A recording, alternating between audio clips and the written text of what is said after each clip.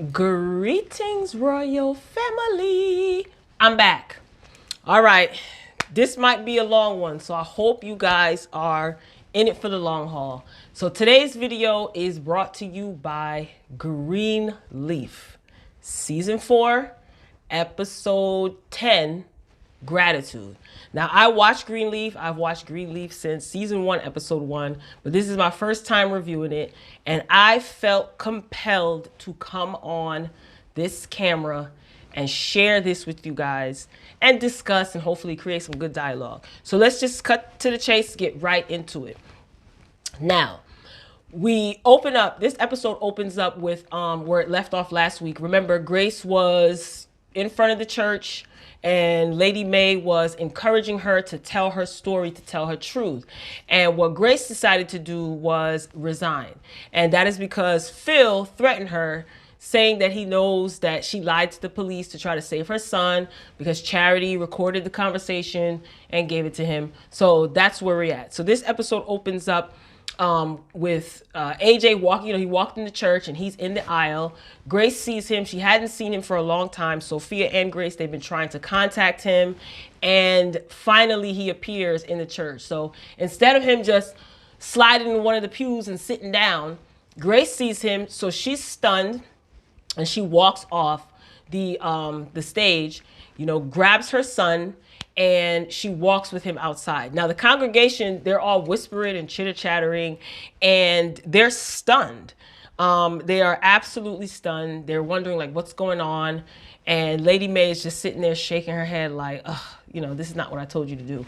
So the rest of the congregation starts walking out as well. But when Grace got AJ outside, she just says to him, I've been worried sick about you. Where have you been? And he's just been saying oh yeah, you and Sophia have been calling me. And Sophia's leaving me messages saying that, my mother's going to go to jail, or, just complaining. He's very grumpy. He's very just angry. He's totally angry. So he tells Grace that he is going to turn himself in. And Grace is just like, what? She's afraid that he's going to go back to jail and serve a lot of time. And she's just confused as to why all of a sudden he comes back and he wants to turn himself in. She's not understanding it at all. Then we see the next scene. We see Bob, we see Judy, which is Bob's daughter, and we see Phil. So Bob is pretty much back in town, and he is upset at the fact that Grace has stepped down. He really had high hopes for her. He took a liking to her, and he said that, he thought that she was different because Phil pretty much revealed that she has a long lost son, and her son was accused of stealing, narcotics out of a pharmacy. And he says, this family, I swear, they have a lot of secrets. So he thought that she was different. So Bob chastises Judy and says to her, I sent you here to pretty much do a job. Why couldn't you get the board to vote, to turn over the church to him? And she says that they know about the bribe, yada, yada, yada. So Bob, he pretty much asks Phil, Bob says he's sending his daughter back to Phoenix because she didn't do her job. So she tells on Phil, saying that, Phil is in love with the singer, which is Charity. And Bob, he asks Phil if he had anything to do with Grace stepping down.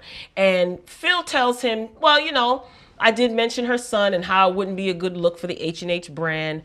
And Bob starts to tell Phil, Judy's not over you, and that could be the reason why things didn't work out with her husband. And he asks Phil if he's in love with Charity, and he says that he is. So this is what he told Bob. Now, Lady Mae, she checks Charity in the next scene. You see Charity walk in, and Charity pretty much lies to her mother. She says, Mama, I just want you to know that I didn't have anything to do with that information getting out, as far as Gigi. And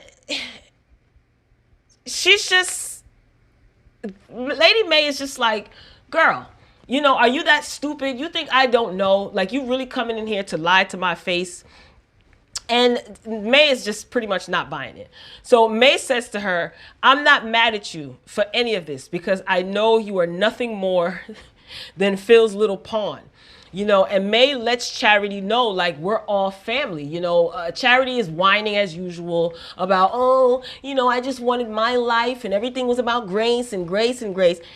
Lady Mae tells her, right, she says to her, we are all one. You understand? So anything that you do to affect one of this family, you know what I mean? One person out of this family, it is going to affect us all. And she also says that Phil is smart enough to make a fool out of you, and that's the extent of his genius. So she pretty much told her right. Like, she put her in her place. And you can tell that Charity feels stupid. Like, she's lying to her mother for no reason, because her mother already knows. Like, a mother knows. She knows your antics and she knows your foolishness. All right, so the next scene, we see AJ with Grace and Aaron. Remember, Aaron is Grace's half-brother, and he's also a lawyer. So they're all sitting down, and Grace is really trying to figure out why he wants to turn himself in. So AJ, he ends up throwing a fit, and he says that he just wants to go. He wants to go to jail. Aaron is telling him, like, you know, you could get a minimum of 10 years. AJ doesn't care. He just wants to go back to jail. And Grace just feels like there's something that he's not telling her. She says that, you know, something isn't right. Then Kerissa ends up passing Grace. Grace is downstairs, and she's like, hey, Kerissa, you know, I just want to let you know that I'm not going to be able to buy you and Jacob out as far as their share in the house, you know, because things come up. Kerissa could care less. Kerissa and her hotcakes are trying to speed out the door to go to urgent care. Grace is trying to ask, like, is everything okay? And Carissa's snappy. She's like, no, everything's not okay. Obviously not, you know, and she runs off. So then we see Sevilla and Dante. You know, they've been moving kind of fast. They're making out, kissing. So I guess they're all in love. Moving along. Kerissa is in the doctor's office, okay? So she is praying that the test is negative. Now, I'm thinking, oh my goodness, this girl done got pregnant, because remember, she slept with Francisco, whatever his name was. She cheated on Jacob and she slept with him. So I'm thinking that, okay, she's going to take a pregnancy test. All right, makes sense. And she's praying to God that the test is negative. And we find out that it was a STD test. And the test was positive. So I'm saying to myself, STD test. So she tested positive basically for a STD. And I was just floored. I'm like, what? I'm like, Kerissa, girl, you got that nasty woman's disease. It's not funny, but it's funny, because serves you right, okay? Now you done contracted that nasty woman's disease. Put in the comments if you know what the movie that line came from, the nasty woman's disease. Comment below if you know what movie that came from. So it didn't say whether she was pregnant or not, but she was right to go and take a test, because obviously she must have had symptoms. And, you know, the doctor was saying, like, we can give you some preventative measures for your husband. And she just said, I didn't get it from him. And it's just like, oh, how embarrassing. And she has the nerve to be praying to God, please let this test be negative, when you was sleeping with Fernando or Ferdinand or whatever his name is.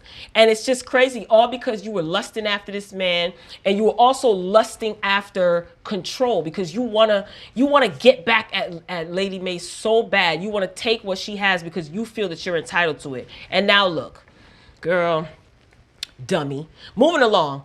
Bishop, you see Mae, and you see the two board members. I don't remember their name. So H&H is basically trying to dissolve the church. They're trying to dissolve Calvary, and it's going to be, you know, wiped out as if it never existed. And they need Charity to vote in favor of keeping the church. So Bishop says, you know, he'll talk to her. Charity and Phil in the next scene, she confronts him, asking him if he is using her. She really is an idiot. Like, you remember when Mae said, what is that little idiot up to again? Like, girl, would he tell you that he was using you? Like, you expect him to say, oh yeah, Charity, I'm using you. Like, anyway. So she says that she's risking losing her family, and feels like, oh, if you lose your family, we can start another one. I thought that was really cold. You know, he's not taking this seriously at all, because obviously he has his motives. And he tells her that he loves her, you know, and her next response is, what do you need me to do? It's like you're a puppy. He really is manipulating you, and you make it so easy. And I just really don't get her. Not that we have to. She just totally doesn't get it, right? Like Charity has been getting on my nerves since season 1. Moving along, you see Bishop and Charity. So he is going to speak to her basically to let her know that she needs to vote in favor of Calvary staying Calvary and not being turned over completely to, you know, H&H. But Charity is in bed with H&H, aka Phil. So he really has to talk to her. And she starts like throwing a tantrum. Everything is about grace. Everything is about grace. What about me? What about me? I'm a person. So Bishop is like, fine, you know, you're a person. I thought that was funny. And he basically lets her know that if you don't make the right decision, you know, you definitely will regret it if you make the wrong decision. Makes sense. Back to AJ and Sophia. He is packing up because he's getting ready to leave, I guess, you know, because again, he's going to turn himself in. And Sophia's just being real caring and compassionate. You can tell she loves her brother. She's asking him questions like, you know, can I write you? Or how can I put money on your commissary? You know, I'm going to write you. He's just like, look, don't contact me. Don't write me. Don't give me any money. Just leave me alone. He just doesn't want any contact from any of them for whatever reason. Again, something is definitely going on with AJ. It's not just he's angry because, you know, he found his mother later on in life. Like Grace said, there's something really going on because he's very just angry. He's just angry. He's lashing out at everyone.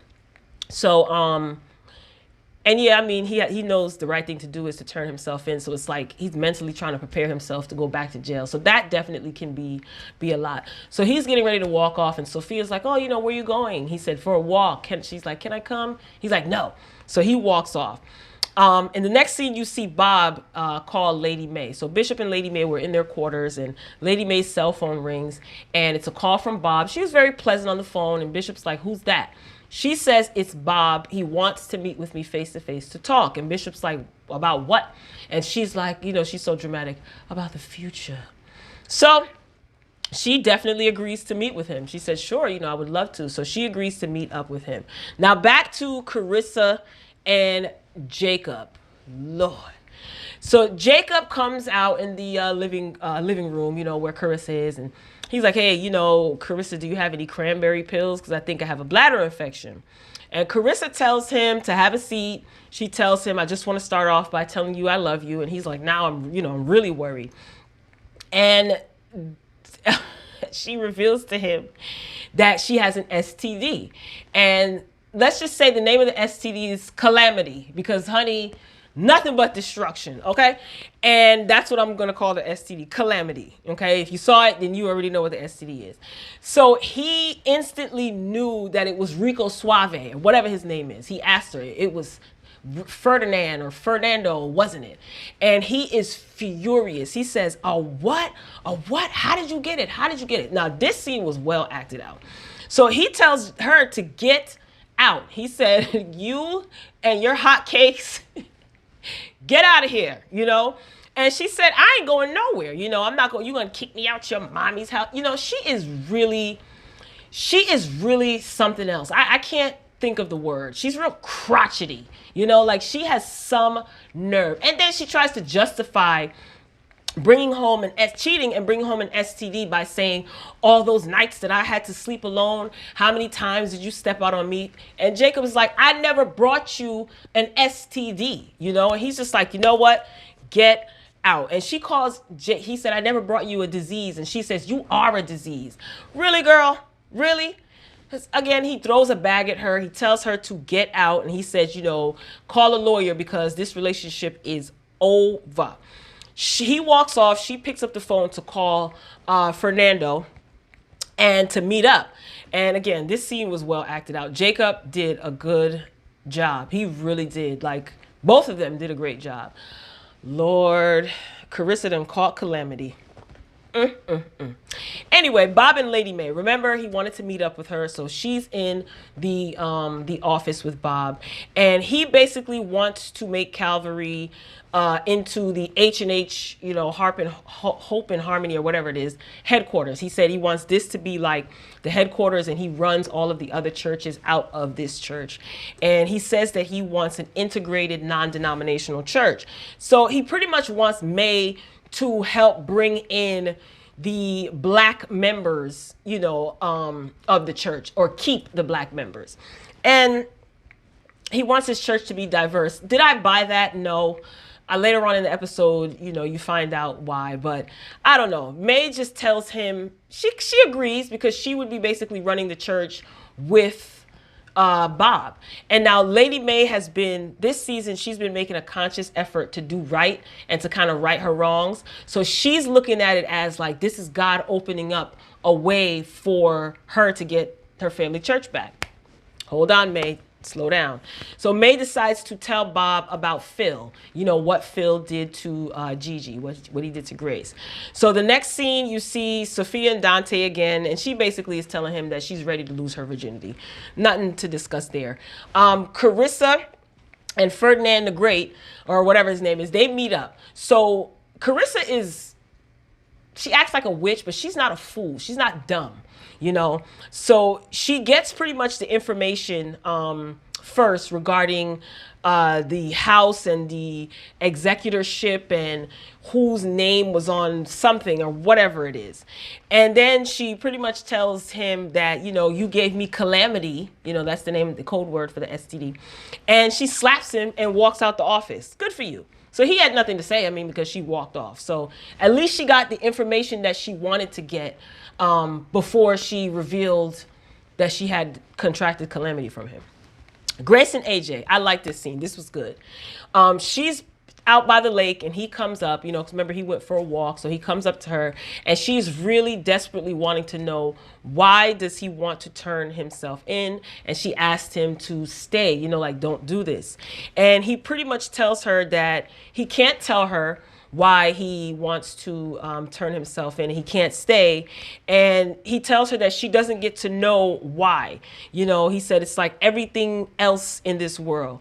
You don't get to know why. It just is, you know. And then they walk off and Gigi is left there by the lake to reflect. Now, Bishop and Lady Mae. Now, Bishop is hot with Lady Mae because Lady Mae agreed to work with Bob to run H&H pretty much. So, you know, Bishop is furious. He's told her, what did he say? Your cockeyed logic makes you look like an idiot or a fool or something like that. And he's just upset because she's willing to work side by side with this white man to try to manipulate, you know, their community of people, black people, the black demographic, into joining this whitewashed church. I mean, that's the nicest way that I could put it. And Mae, again, she looks at it as an attempt to save the church. And he's just like, no. You know, that woman can act her tail off. But needless to say, James Bishop, he was ticked off. And Mae told him, you know, I already agreed. So again, she is really looking at this as like some sort of sign from God. Like, we could possibly get the church back. This is what she thinks, because this is what she was praying and planning for, in a sense. So she feels like this is her chance to get the church back. Now, Phil and Charity, this is going to be quick. He proposes, she says yes, they get it popping. And she really is simple, you know, and I think that's why it's so easy for Phil to manipulate her.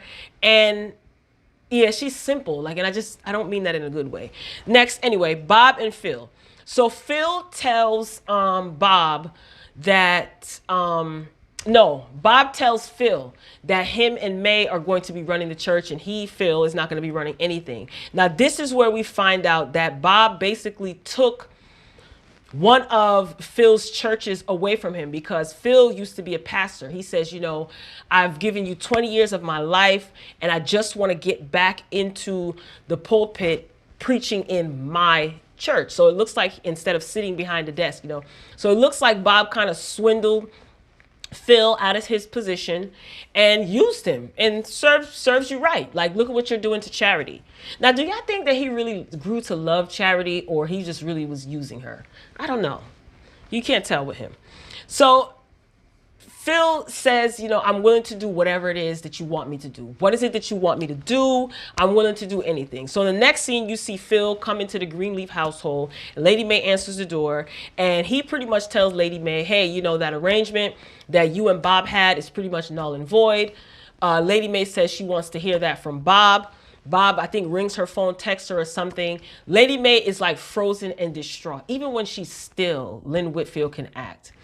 So anyway, and Phil tells her, look, you know, you guys might want to get your belongings that you had in the church out of the church because we are going to, they're going to basically destroy the building within 7 days. So, you know, Charity, she smelled her man downstairs. So Charity comes down and she's all giggly and she's just like, did you come to ask for my parents' permission? And Lady Mae's like, permission for what? And she pretty much indirectly tells her mother, like, it's obvious. Like, what do you mean for what? You know, that they're getting married. She kind of indirectly tells her. Again, Mae is in a daze at this point. And she's just like, the church is going to be demolished. You know, it's like her whole life flashing in front of her eyes because her and Bishop have built this church from the ground up. The church has been in their family for years. So anyway, Phil and Charity are upstairs and Phil basically says, there's not going to be a wedding between me and you. I'm basically going to marry Judy. Now, what I don't get is why didn't he tell her why he's going to marry Judy? I wonder. So that made me question, like, did he really love her? Or was he really just using her? I mean, it's obvious to say, oh, he was using her. But did he fall in love with her? Because when he proposed to her, he made it seem as though he loved her. Maybe, child, let me stop saying that because I'm starting to sound like Charity.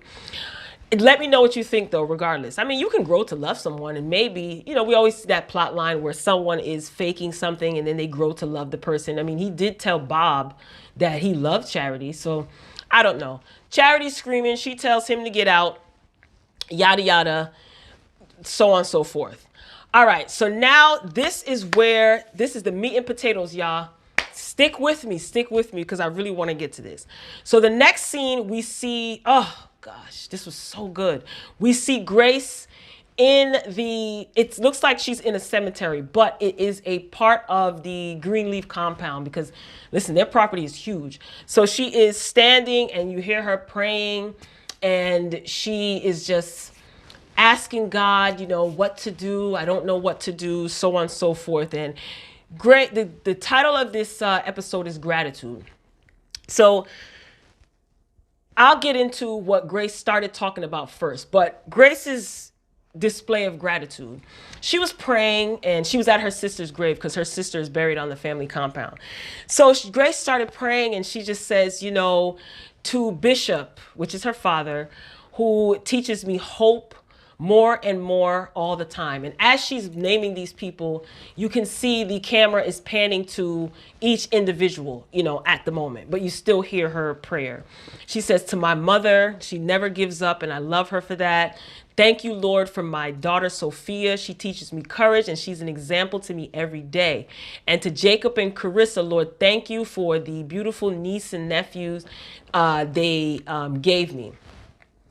And then you see a scene where Jacob is pretty much asking Kerissa, because Kerissa had, you know, slammed some papers in his chest earlier in the episode. And Jacob is like, so what do these papers, you know, mean?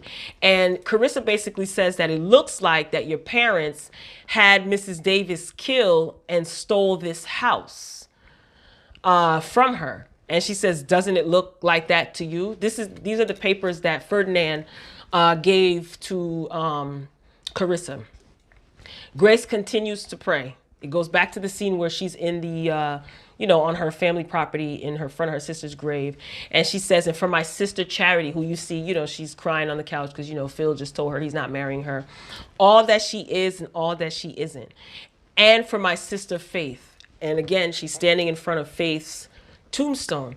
She says, and for my sister Faith, who called me home so that I can learn a lesson. I know that this lesson isn't over yet, but I miss you, sister. I miss you. Now, at this point, there's a young man. I'm getting goosebumps, y'all. I'm going to try to speed this up, but I got to get this out. There's a young man that walks up, and Grace and myself thinks that it's AJ. It looks like AJ from afar, but it's not.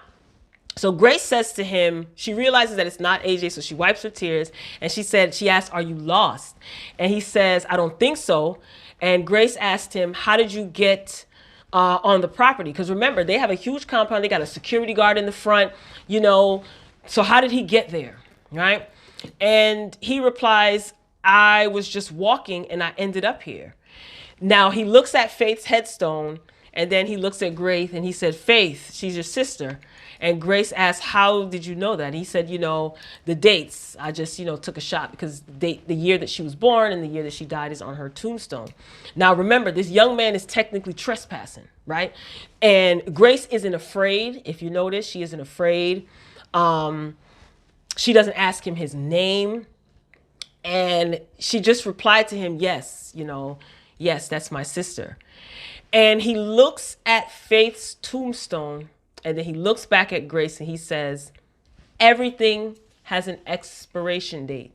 Know what I mean? Everything.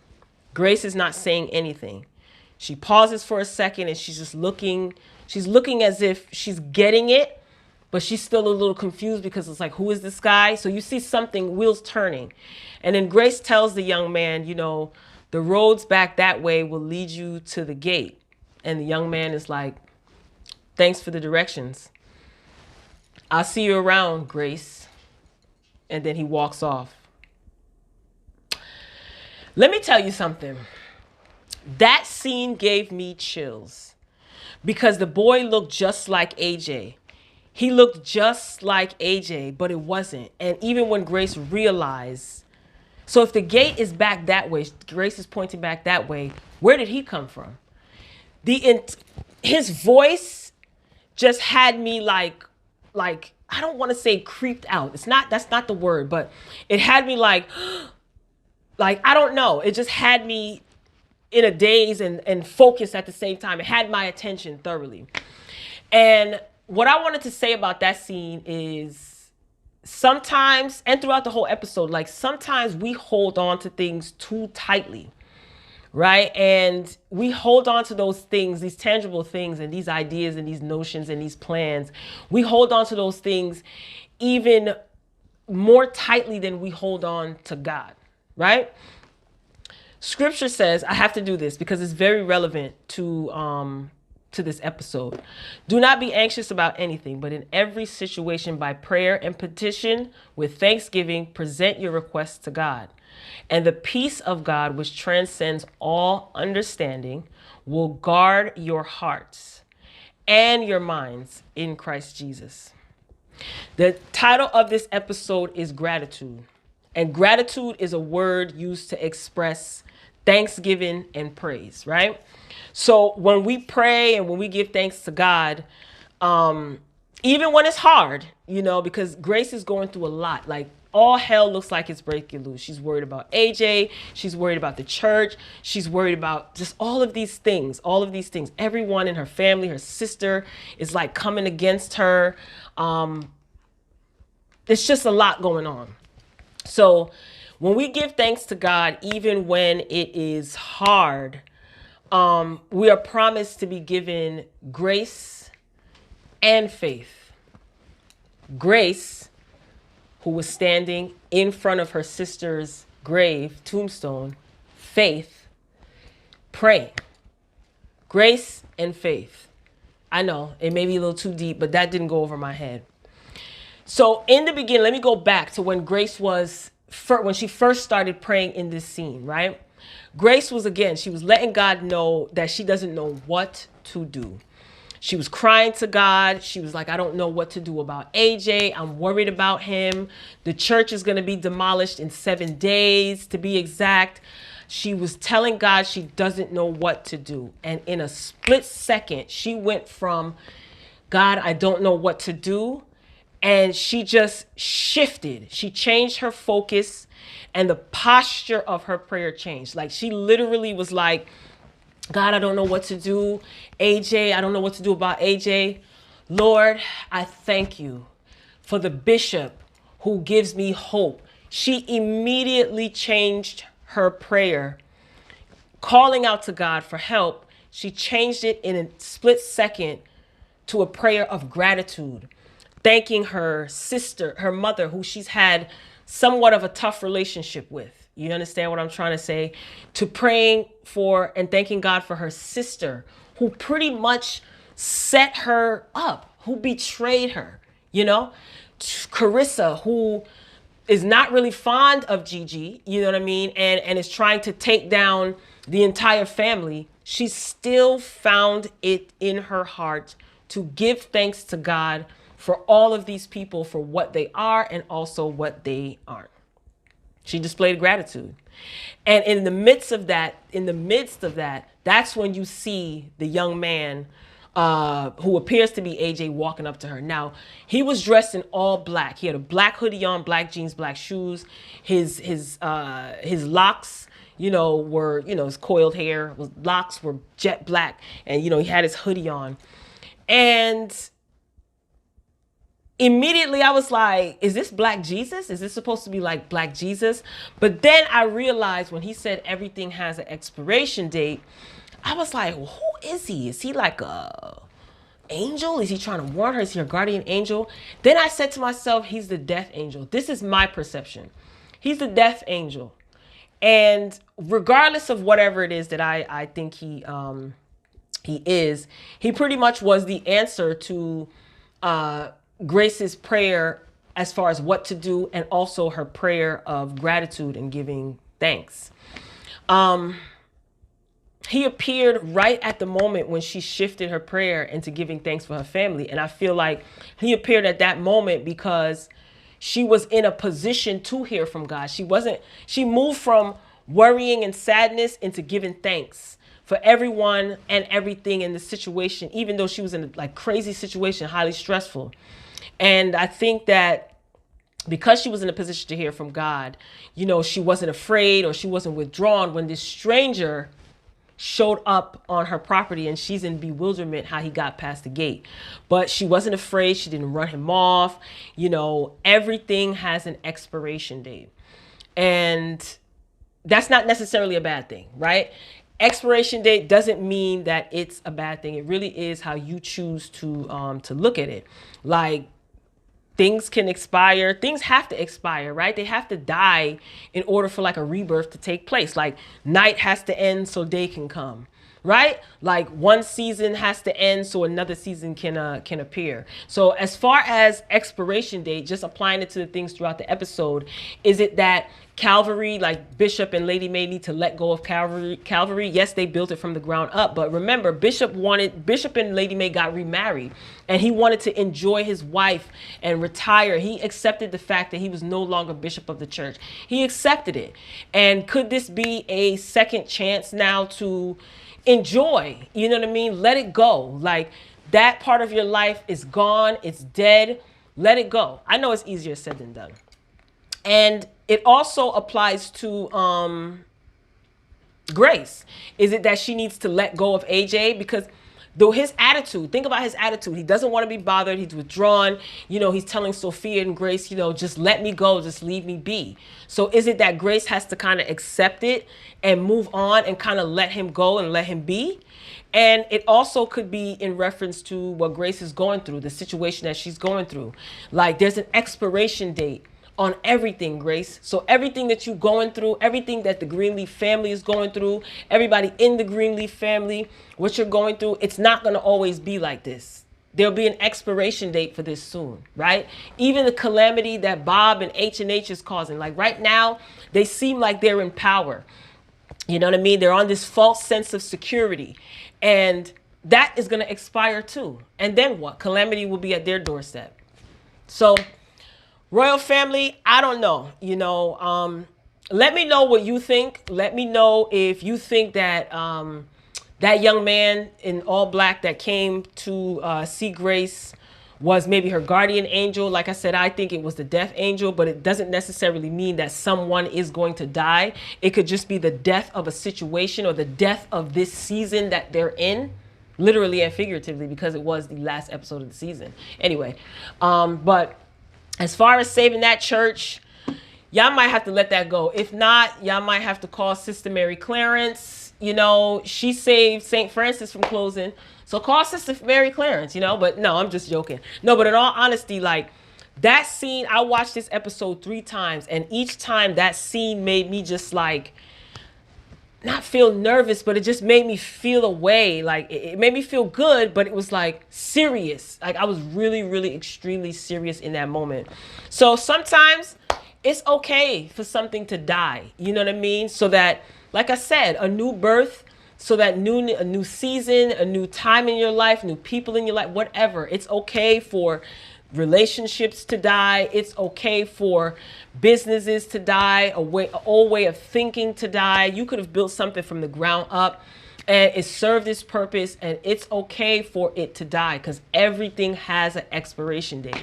So I really enjoyed this episode, and I felt that I needed to come on and get that out. Like I was I was literally writing all of this out, typing all this out as it came to me and as I was watching the episode and how I felt. So hopefully you guys enjoyed this review. Be sure to get down in the comments. Please be respectful in the comments to yourselves, each other, and to me. We can disagree, nothing wrong with that, as long as we do it respectfully. But I really want to have some discussions about this episode, and especially that last scene. So Royal Family, if you made it to the end, thank you for kicking it with me today. I hope you enjoyed the video. This was really good, man. This came full circle with the day that I had this scene, and it was just good. I feel good. So Greenleaf has been renewed for season 5, so I am really interested in seeing where they're gonna go with this. But whoever it is that directed and wrote that scene, you guys did great, but the execution of that scene was everything. So if you guys were, the directors and the writers were trying to drive home a point, you did your job. So I've rambled on long enough. I told you this was going to be a little bit long, but get down in the comments, Royal Family. Thank you so much for watching. And as always, until next time, peace.